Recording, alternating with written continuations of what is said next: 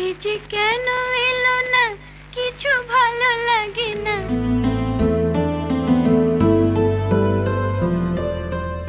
সাদামাটা বালিকা মিনা পাল থেকে রূপালী পর্দায় হয়ে উঠেছিলেন সারা বেগম কবরী। শুধু অভিনয় গুণ দিয়েই জয় করেছিলেন কোটি মানুষের হৃদয়। তার অভিনয়ে ছিল স্নিগ্ধতা, প্রতিবাদের ভাষা আর ভালোবাসার পূর্ণ প্রকাশ।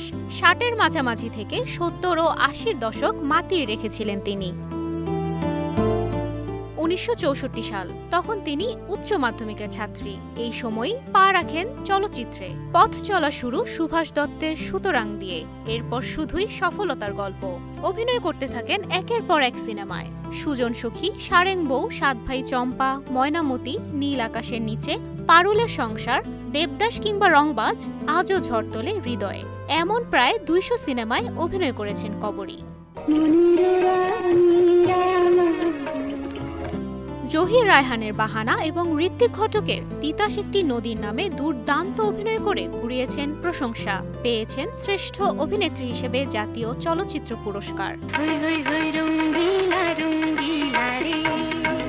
অভিনয়ের পাশাপাশি যুক্ত ছিলেন চলচ্চিত্র নির্মাণেও।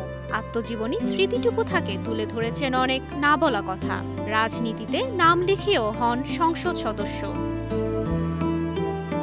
২০২১ সালে করোনায় আক্রান্ত হয়ে অচিন দেশে পাড়ি জমান রূপালী পর্দার রানী কবরী। কিন্তু তিনি আজও আছেন সময়ের পাতায়, আছেন কোটি ভক্তের ভালোবাসায়। দুবাইশি বুশরা, স্টার নিউজ।